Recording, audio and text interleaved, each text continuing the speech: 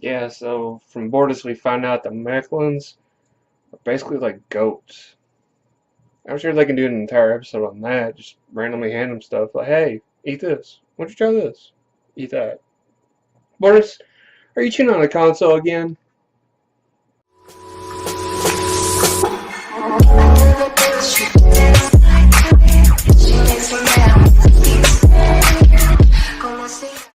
What up, what up?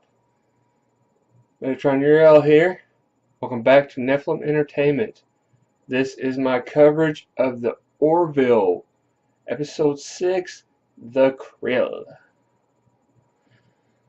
Alright, group's all sitting around, having a nice breakfast, chilling. Apparently the gossip on the ship is just like any other place. High school, work, whatever. Randomly just talking about things, and then they want to find out why Ursa dumped the guy that she was with. Apparently it has something to do with masculinity and her strength and blah, blah, blah. They keep bringing it up, so I want to talk about it, not just because Ursa's my girl and don't give a damn about her strength, because she's cute and hot as hell, but also I think they keep bringing it up because it's gonna have eventually gonna have a plot of its own. I mean, it might not be the whole, hey, we're going on this space adventure. By the way, look, there's her boyfriend.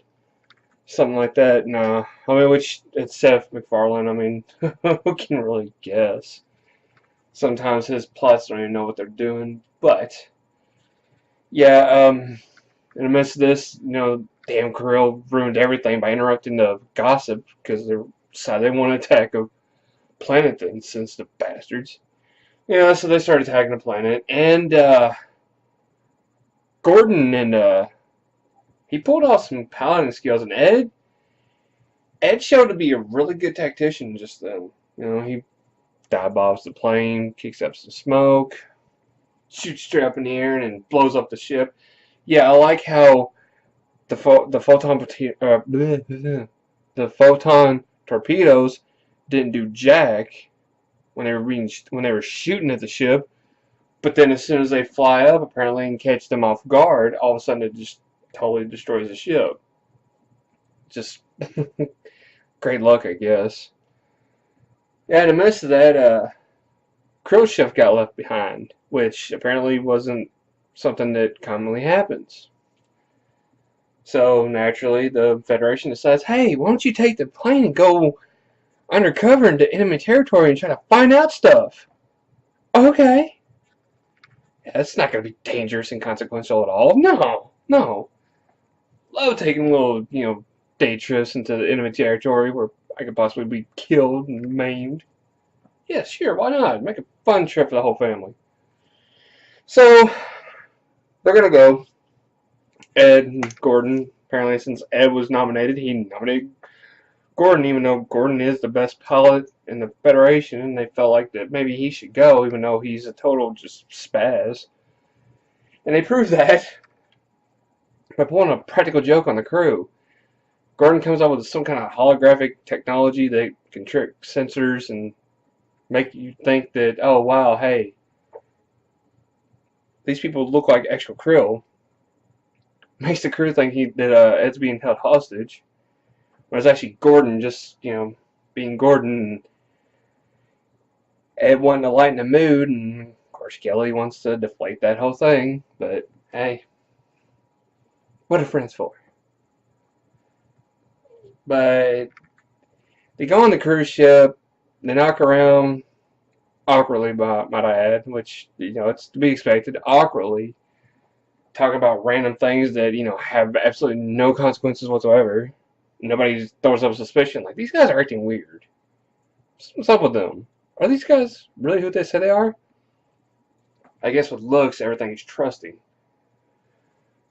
But they go on there and they meet up with a chick who's, can't pronounce her name. But apparently her brother Arnok was on the ship they recently just destroyed. So they develop a nice little trust there, which might prove handy, might not. Hey. Let's find out, shall we? So, yeah, they go, and their main mission is to get to Ancana, which is kind of like the Krill Bible.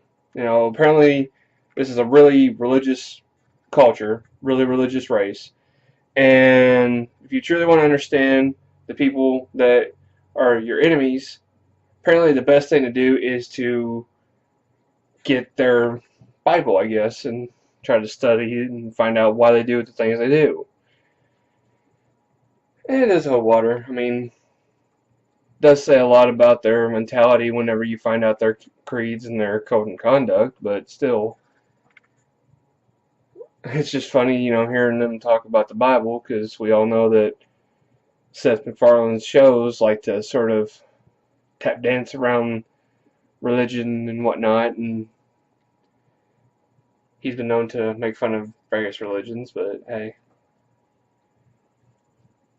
But in the process of this, they discovered that the Krill have a bomb. They're not afraid to use it either. They just want to go and blow up random people, because apparently all people that are not Krill are just inferior, and they're on a holy mission. Yeah, that just sounds way too much like some stuff we've heard in history. Apparently a religion thinks that their people are the superior people, and therefore everybody else is inferior, so therefore they should be wiped out. Yeah, that's just that's just no good for me. I'm sorry. Any creed or race that thinks they're superior to others, just no. No thank you. I'm not interested. I'm not gonna buy what you're selling. Sorry. And it doesn't apparently work for Ed and Gordon, because they feel that the bomb doesn't need to go off, and it's going to attack a colony where thousands of people are. So naturally, they figure they need to put a stop to it. Right? I mean, you're just there to get basically Xeroxes of a Bible, and now you're going to take on this convoluted plan to stop an entire warship. Oh boy, good luck. Down with all this. And Gordon get roped in by the sister to teach a class, or to help, educate a class about their battles and what they've experienced. And they like to talk about the difference between Krill and humans, which they look funny. Why do they look funny? Yeah, it's typical kid stuff. And you gotta love it because it's so innocent, but at the same time, why do we look funny? Well, I think you look funny. And which, mind you, they're under disguise, so it's gonna be a whole. We look the same, do we? Oh yeah. I'm surprised they didn't go with that joke, but hey, I guess some of the finer, refined humor escaped Seth at that moment. But yeah, in between that, they're trying to discover a way to stop the bomb, and they basically recollect that Krill have very little introduction to sunlight, so therefore it makes them space vampires, as Gordon liked to put it. They're going to be vampire slayers, as he also liked to put it. I've got a feeling that Gordon's referring to Buffy, but hey, why would a grown man be watching a drama about a teen/young lady slaying vampires?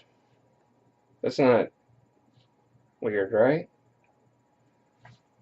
So, in order to stop the Krill, they are going to overpower the UV in the ship and eventually try to, just try to wipe everybody out, while just only getting wicked sunburns in the process. But they don't want any harm to befall the children. So while Gordon is setting up the cosmic rays, I guess you could call them, Ed decides to lead the class back to safety. Well, in the process, Gordon's cover is blown. They are busted, in which Gordon is led to an interrogation where he is stabbed repeatedly. Meanwhile, Ed is safely with the children and leading them back to class, as one like to stray off and look at the stars to try to find Earth. So, when this is all said and done, planets are saved, The Krill are defeated, the children are spared, along with the sister. Everything's all hunky-dory, right? You can go back on the ship at the Orville and life can go back on. Well, apparently not for the sister. Apparently her feelings got hurt because Ed and Gordon slaughtered the whole crew, but yet spared the kids. So before she left, apparently she makes this ominous threat when Ed pointed out the fact that the kids wouldn't hate him for saving them. She pointed out, will they? Will they? Girl, I just saved your life and you're threatening me? Who the hell do you think you are? I don't know, I just felt that that was ominous. Personally, I just felt like she was making some threats that she didn't need to be making. But hey, that's just me. Call me sensitive, but what are you gonna do? Alright, up next for the Orville. I think John's gonna be a celebrity of some sorts.